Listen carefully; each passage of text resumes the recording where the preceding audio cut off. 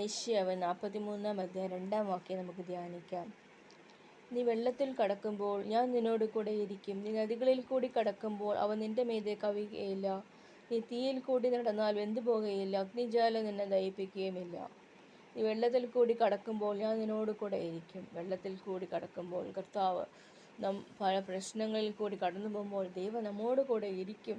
നീ നദികളിൽ കൂടി കടക്കുമ്പോൾ അത് നിന്റെ മീതെ കവിഞ്ഞു പോകുകയില്ല. നീ തീയിൽ കൂടി നടന്നാൽ വെന്തുപോകുകയില്ല. തീയിൽ കൂടി കടന്നു പോകുമ്പോൾ നമ്മുടെ ജീവിതത്തിൽ അഗ്നിജ്വാല പോലെ ഇരിക്കുന്ന അനേക കഷ്ട പ്രയാസങ്ങൾ ഉണ്ടെങ്കിലും അതൊന്നും നമ്മളെ ബാധിക്കുന്നില്ല എന്നാണ് ഈ വാക്യം പറയുന്നത്. ഏഷ്യ 43 2 വാക്യം ധ്യാനിച്ചാൽ, വെള്ളത്തിൽ കൂടി നടന്നുപോയാൽ ഞാൻ നിന്നോട് കൂടെ ഇരിക്കും. നീ തീയിൽ കൂടി കടന്നുപോയാൽ ഞാൻ നിന്നോട് കൂടെ ഇരിക്കും. അതുപോലെ നീ നദികളിൽ കൂടി കടക്കുമ്പോൾ അത് നിന്റെ മീതെ കവിഞ്ഞു വരികയില്ല. നദികളിൽ കൂടി കടക്കുമ്പോൾ അവ നിന്റെ മീതെ കവിയുകയില്ല. തീയിൽ കൂടി നടന്നാൽ വെന്തുപോകുകയില്ല. അതുപോലെ ഈ വെള്ളത്തിൽ കൂടി കടക്കുമ്പോൾ ഞാൻ നിന്നോട് കൂടെ ഇരിക്കും. വെള്ളത്തിൽ കൂടി നമ്മൾ ഈ ലോകത്തിലെ ജീവിതത്തിൽ നമ്മൾ വെള്ളത്തിൽ കൂടി കടന്നു പോകുന്ന അനുഭവം, ഫ്ലഡ്സ് നമ്മളെ ബാധിക്കുന്ന അനുഭവത്തിൽ അത് നിന്റെ മീതെ കവിഞ്ഞു പോകുകയില്ല. നീ തീയിൽ കൂടി നടന്നാൽ നീ വെന്തുപോകുകയില്ല. അതുപോലെ നീ നദികളിൽ കൂടി കഴിഞ്ഞാൽ കവിയുകയില്ല. നീ തീയിൽ കൂടി നടന്നാൽ വെന്തുപോകുകയില്ല. അഗ്നിജ്വാല നിന്നെ ദഹിപ്പിക്കുകയില്ല. തീയിൽ കൂടി കടക്കുന്നൊരനുഭവം. തീ പോകുന്ന മനുഷ്യർ, ദുഷ്ട മനുഷ്യർ ഉണ്ട്. അവർ തീ പോലെ, അഗ്നിജ്വാല പോലെ അവർ നമ്മളെ ബാധിക്കാൻ വരുമ്പോൾ അത് നമ്മുടെ കൂടെ പറപ്പായിരിക്കാം, അല്ല വേറെ ആരെങ്കിലും ആയിരിക്കാം.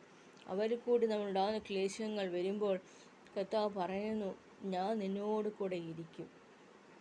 ബൈബിളിലെ വാക്യമാണ്, ഭയപ്പെടേണ്ട, ഞാൻ നിന്നോട് കൂടെ ഉണ്ട്, ഭ്രമിച്ചു നോക്കേണ്ട, ഞാൻ നിൻ്റെ ദൈവമാകുന്നു എന്ന വാക്യമുണ്ട്.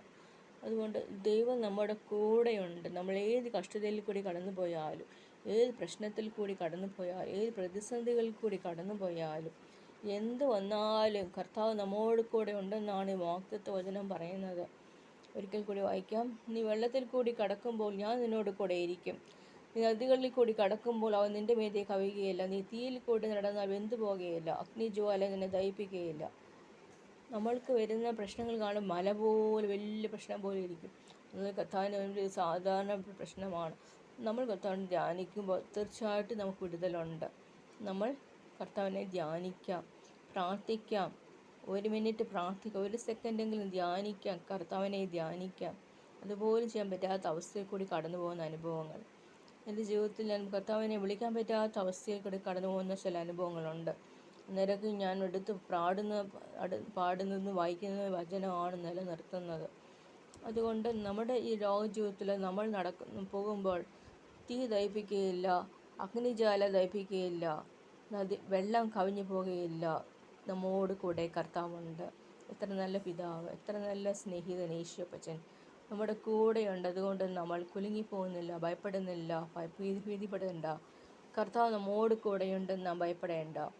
യഹോവ എനിക്ക് അനുകൂല യേശുപ്പച്ചൻ അനുകൂലമെങ്കിൽ പ്രതികൂലമാർ. യേശുപ്പച്ചൻ എന്നോട് കൂടെ ഉണ്ട്, ഞാൻ ഭയപ്പെടുന്നില്ല. കർത്താവ് എന്നെ സഹായിക്കും എന്ന് നമുക്ക് പറയാം. യേശയ്യാ 43 2 വാക്യം. ഈ വെള്ളത്തിൽ കൂടി കടക്കുമ്പോൾ ഞാൻ നിന്നോട് കൂടെ ഇരിക്കും. നദികളിൽ കൂടി കടക്കുമ്പോൾ അവ നിന്റെ മീതെ കവിയുകയില്ല. നീ തീയിൽ കൂടി നടന്നാൽ വെന്തുപോകുകയില്ല. അഗ്നിജ്വാല നിന്നെ ദഹിപ്പിക്കുകയുമില്ല. എത്ര നല്ല വാക്യം നമുക്കിന്ന് ധ്യാനിക്കാം. ആമീൻ, ആമീൻ, ആമീൻ, ആമീൻ, ആമീൻ.